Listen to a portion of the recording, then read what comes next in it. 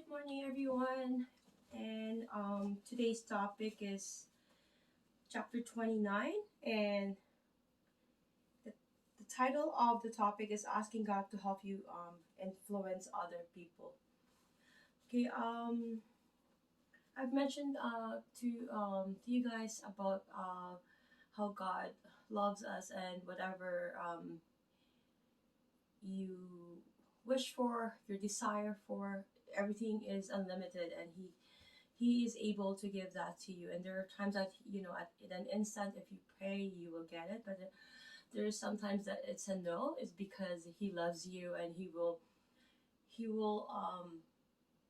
want to protect you all the times. And so He knows that you could be hurt from these decision or something that you were praying.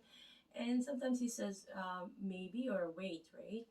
And those are the instances that we have to be knowing that God is always there for us. And in the same manner that if we are given all those answers prayer, as we know all the foundation and rules to be able to acquire them. Everything comes with rules and certain sort of like a criteria for you to be able to achieve them, right? God has made these rules, although it's very unlimited to you, and it's anytime you can, um, you know, have them if you have a good purpose, if you follow the rules associated with it, if you follow God and know how to worship Him, because you know that God is a loving God, but yet you should fear Him. Why we should fear Him is because He is also a jealous God. He does not want us to. Sorry, my legs are cramping a little bit last night, so I keep moving. So he also have those feelings towards his children, just like a normal parent would feel, right? And it is in the Bible. It says that we have to fear Him because if we are not following His rules and all the things that we're asked and supposed to do as a Christian, as children, just like a parent would have some rules, and if these kids were to disobey them, there's some consequences. It's the same thing, and we should have some fear that God will punish us, or God will not be happy if things are not being um, followed. For instance, we are not to um, have other idols or other god before me. That's what He said, right? He wanted you to seek His kingdom first and know Him, His words through Jesus Christ, and He's the only way to God. Okay, we have established that.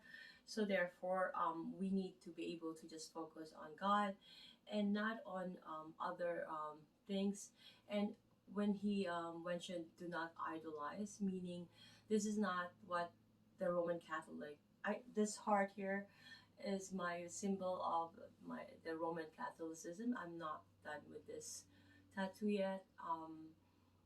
Although I'm born Roman Catholicism, but I am trying really hard to be a Christian. I don't think I am a Christian, and I'll be an embarrassment for the Christian community if I called myself a Christian, because a true Christian have rules to follow, and if you are not following them, you should be ashamed to call yourself a Christian. And sometimes I like if people ask, right, um, who am I? Like, what's my you know denomination or my religion, so to speak, right? I say Roman Catholic because that's what's in my birth certificate.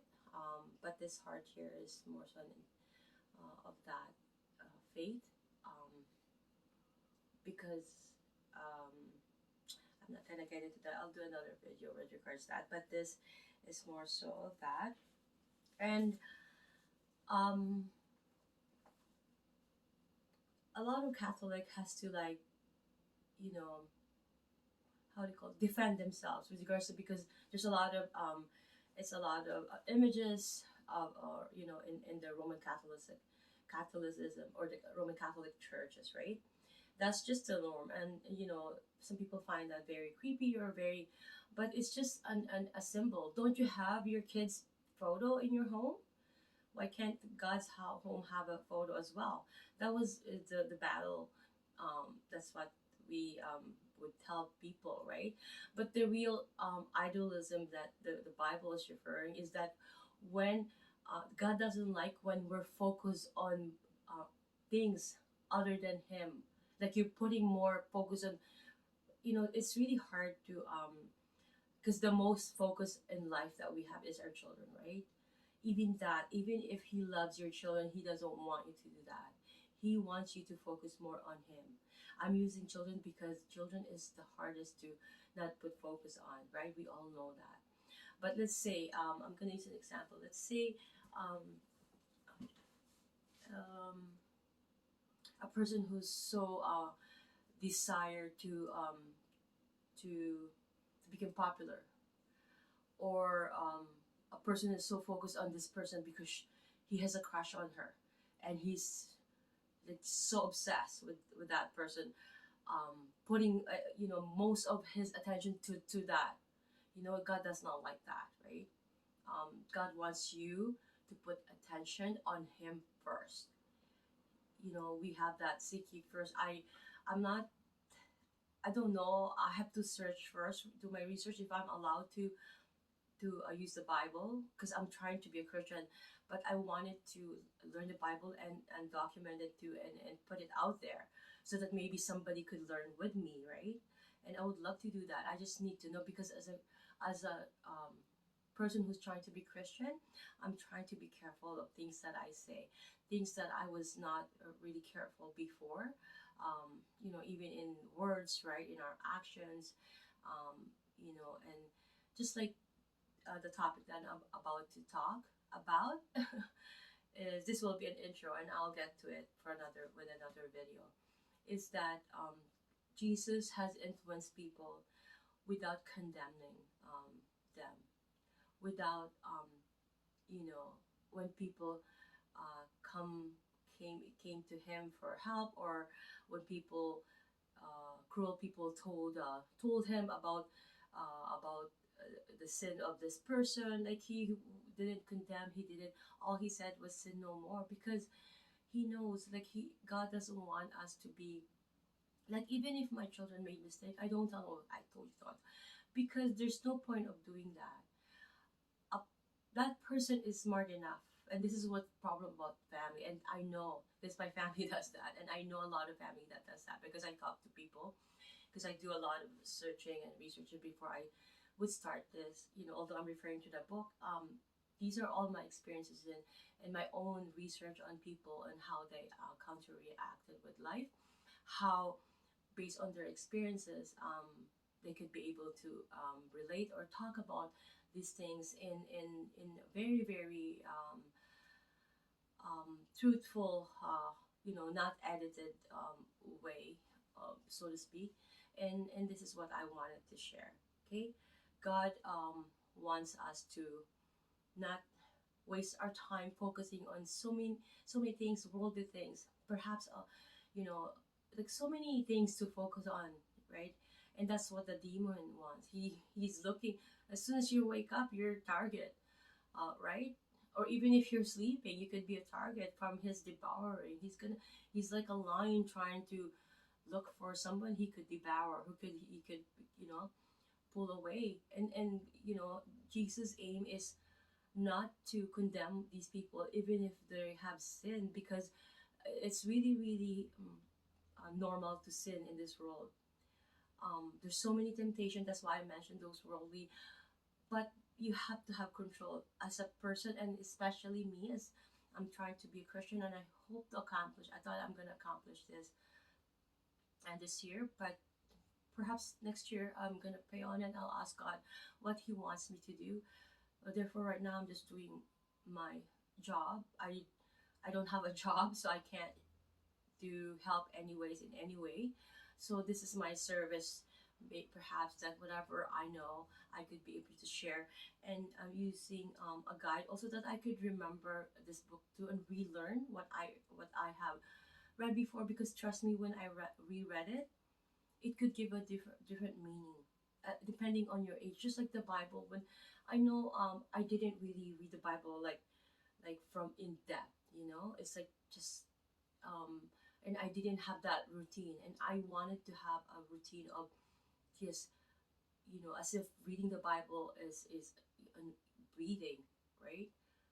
Like it's like it should be part of my entire system. Just like why I'm doing this, because I want to relearn and know and have this in implanted in my system in me, so that I do it on a constant basis. Like I'm not even thinking about it, and that's really my aim. And at the same time, I could be able to share them with you. Okay, so folks, I think I have mentioned a few things except for the actual topic. So, but it's really important that we do not idolize, and that is what the Bible was referring to when he said idolizing. Okay, it's not the revolt, or it's not the photo, because we do put our children's photo, or our friends even, or our relatives, like our sister. I have my sisters and my aunt's photo and myself, because since we moved, I couldn't find anything else to add, and that's been there. But that doesn't mean I'm idolizing my sister and my aunt. Just the same thing as the Roman Catholic, um, right, church, right? They just have that a photo of the God they love. Mean it's just in I'm just referring to how some people have reacted, right? So that's their debate, but it is true. It's how we are, you know, we looked at it, and how we present that to people. Um, and idolizing somebody, or a career, or I don't know, a house, or a family, or their children. It's hard. It's really easy to idolize children. We have to be really, really careful of that as a Christian. So all those things, we need to really be have a self control, that we are not putting so much attention to something worldly, or to someone other than God. And you know how to get to Him is through Jesus Christ. So thank you guys so much. I'm gonna do another video because my phone would not take long videos. Okay, see you guys soon.